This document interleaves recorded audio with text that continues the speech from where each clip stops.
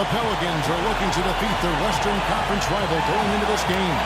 Welcome to what should be a great Saturday night for the NBA. With Steve Kerr and Clark Kellogg, this is Kevin Hart. Today's game continues this Los Angeles Clippers homestand. Game after game, the unbroken streak of wins to start their season continues. And as far as the regular season goes, Kevin, this is as good as it gets. The definition of a rivalry, a game between these two teams is always special. Absolutely. I've been looking forward to this one for a while. I mean, we've seen so many... Tore it down that time.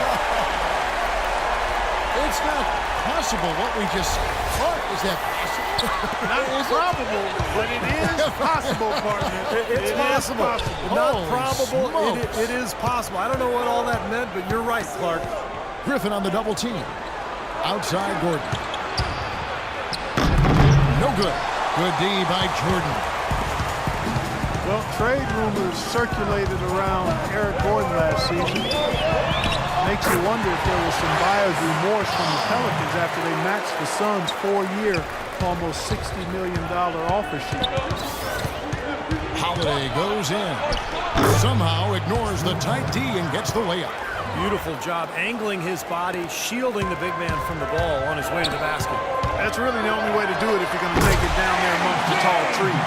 It's just run-of-the-mill for him. A typical day at the office. He's one of the more skilled offensive players out there.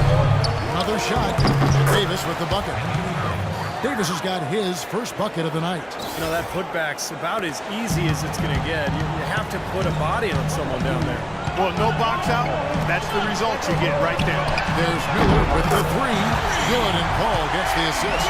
Well, he's off to a good start, and he's a guy who we know. I mean, if he gets going early, he can give you problems all day. Davis setting the pick for Evans. And Holiday, here we go. Lays it up and banks it in. And the layup just gift-wrapped right there. I mean, he had a clear path to the basket.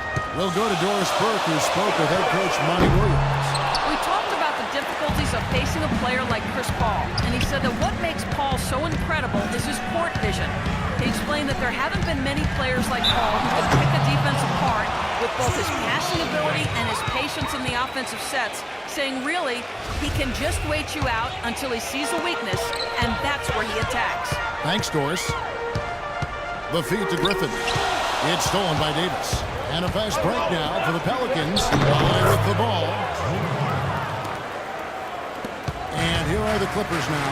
They come into this one having outplayed the Magic last game.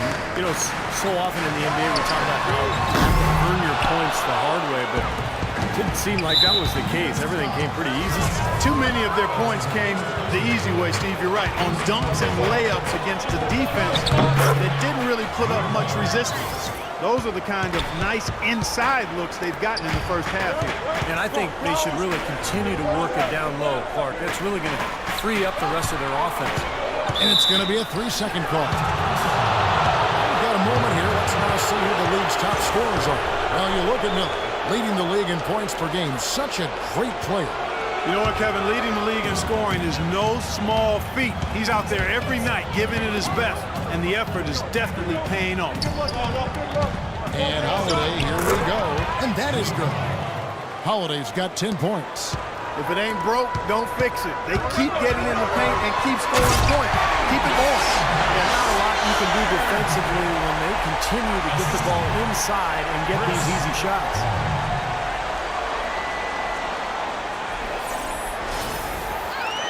Just over 3.5 minutes gone here in the first. It's Evans on the wing. Back to Holiday. It's tipped. Griffin with the steal. And it's Miller penetrating. So he gets the whistle. Contact on the way up and 2 shots coming up. And a chance to catch up on some numbers here. Scoring breakdown for the Pelicans.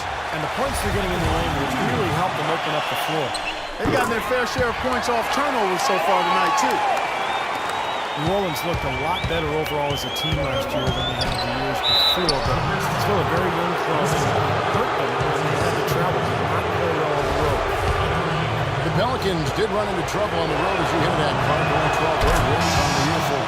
Yeah, they struggled through a number of tough injuries to key personnel. Amazingly, though, that was an improvement from the year before. So you can be patient. Maybe one more year with this young group as it develops and matures, and they'll be ready to turn the corner. And the Clippers making a switch here. Crawford's checked in. The Clippers trail.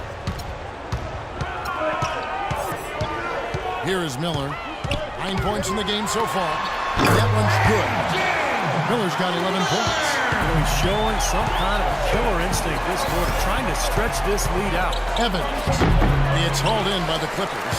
It's kind of a shocker. The defense was there, but it wasn't right in his face. It's kind of out of character for him to miss though. And finished off by Griffin. Nasty. Absolutely filthy. And the building is stunned, partner. He dug deep into his bag of tricks there. Yeah, I hope he keeps that one handy. I want to see that again. Evans against Pierce. Evans attacking. Misses from short range. Really good offensive execution. Nice peg, just couldn't get the shot to go. Boy, you love to see that as a basketball player. The guy set him a good screen and then get him the shot opportunity. Good, just like soup. A little more ferocious, though. Clark approves, everybody. Steve, what about you?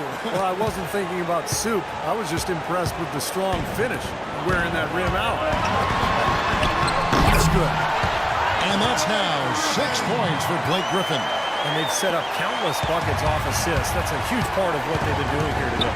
A lot of dime dropping going on out there, Steve. Gordon kicks to Davis. And that's going to be too many steps. That's the whistle on the travel. Let's take a look at Jamal Crawford, some of the stats for him. His last 10 games, 5th in three-point shooting. And he's been such a good offensive player. His patience, his efficiency, he's ranked in the top 10 in field goal percentage. Yeah, and you know, taking a look again at his three-point shooting, Steve, he's done an excellent job, I think, of finding open spots. His teammates help him get open, but he understands how to do that. And then he just splashes those triples. Holiday gets the bucket. Well, you know, he has shot the ball well, but it has not been contagious. His teammates, they haven't had the same groove, and that's why we're looking at this result so far. Well, they've gone on this run, and ball movement has been a big key. Yeah, they have the defense on the run right now because every pass seems to have a purpose. They're getting great movement, great spacing, and they're really lining them up defensively. The Clippers had really good depth at the guard position, but last season their lack of depth along the front line was a real problem, one they hope has been solved this season. A platoon swap here for New Orleans. Here's Cole, guarded by Crawford. Cole dishes to Usher. 6 to shoot. Here's Pondexter. Shot's good. Pondexter's got his first basket of the night. And looking at the Clippers bench, maybe the strongest in the NBA 2 seasons ago. Well, the Bledsoe trade weakened their bench, but it strengthened their starting lineup. But a winning team in Los Angeles with a players coach like Doc Rivers, I mean, you knew they'd be able to find some help. Now we get a chance to check out the standings out west. Already we're in December. You look at the Clippers. They've got the #1 record in the conference, and because of it, each night out, their competition is going to bring it right at them. And checking out New Orleans. They're much further down the standings right now.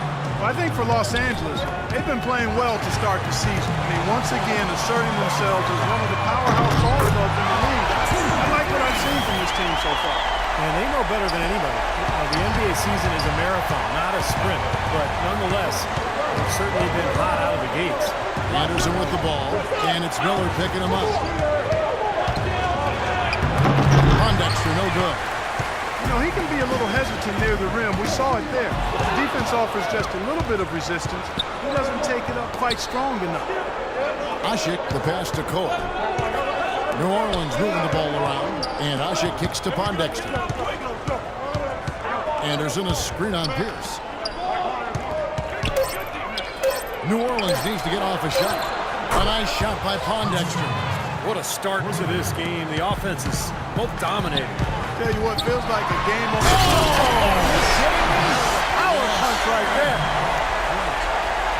And this sort of awesome dunk is one of the reasons this team is in charge of this game right now. Clark, there is a swagger out here on the court that they possess and are not afraid to show it either. That's right. Those are phenomenal dunks to watch. So much fun. The basket's coming early and often in the first quarter. Clippers lead by 6.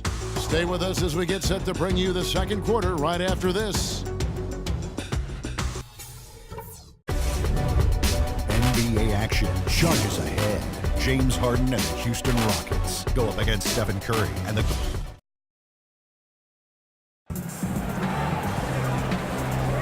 And now the second quarter just getting set to start. And a moment now to look at the scoring approach in terms of where the points are coming from for the Clippers. We've seen a lot of their points coming off penetration in this first half. They've also gotten into a nice rhythm from the three-point line early on tonight. CP3 and Jamal Crawford make the backcourt. Johnson out there with Lance Stevenson, and it's Jordan in at the 5 down low. They're the group out there for the Clippers starting the second quarter. You know, there have been talk of the Clippers trading DeAndre Jordan and Kevin Garnett 2 summers ago. The Clippers have to be happy they didn't make that trade. Sometimes the best trades are the ones that aren't made. KG's still getting it done, but Jordan is going to be their center for a long time. They double him with Jordan. Anderson kicks to Pondexter. Offline with his 3. Los Angeles leading by 4. Now let's send it to Doris on the sideline. Well, interestingly, guys, Blake Griffin is not one to retaliate for the hard fouls he takes, and some have taken that for a sign of weakness. Coach Doc Rivers said, "That soft label, I don't get it. Guys come in and get their tails kicked. He's more physical than they thought, and they take it personal. What they don't realize is he's not that guy. He's not what they think he is." Kevin? He doesn't back down, Doris, but he keeps his composure. Thank you. Boy, they keep hammering away at him inside, forcing that ball into the paint. Smash mouth basketball. Yeah, and it's a strategy that has served them well in this opening half, Clark. Ajinça kicks to Cole. Lets it go from 14. Good, tough defense there, getting a hand up, forcing that miss.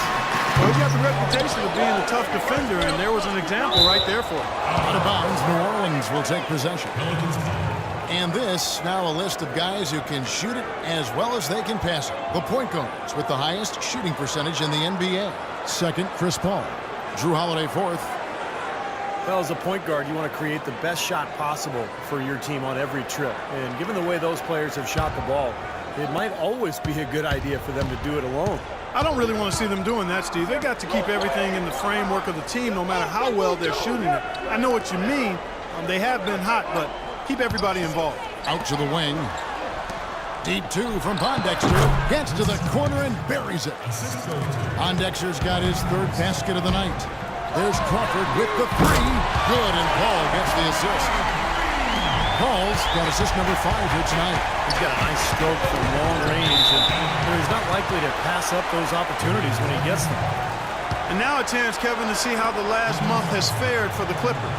First in scoring, first in assists, and they're also number 1 getting into the passing lanes and coming up with steals. An aggressive team that ball hawks very effectively. And the points that they're scoring per game that you talked about is really a result of great offensive execution. This is a club that works well together. They get great looks, and they'll also score in transition. Here's Ajinça. An easy 2 points on the layup. Ajinça's got his 2nd bucket. You know, when he's in that tight with that kind of height advantage over the defender, it's going to be a pretty easy play for him. The pump fake kept the D off balance and gave him room. You know, that part of the floor, guys, is more or less his real sweet spot, right in his wheelhouse. Although they didn't end with the best record in the West, the Clippers were one of the top teams against the West. They had a terrific in-conference record. Here's Cole. And it's going to be out of bounds. The Pelicans will retain possession. It's checked in for Lance Stevenson. So for the Pelicans,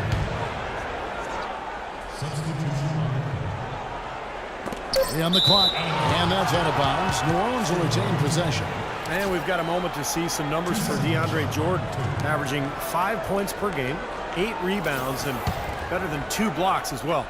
And the intimidation factor that he possesses with his ability to alter shots and block them, that's what's really driving their defense. And, Steve, I don't think it's overlooked. I mean, especially with the tough front court matchups in both conferences that you have to contend with. Paul. And misses it off the right side of the rim.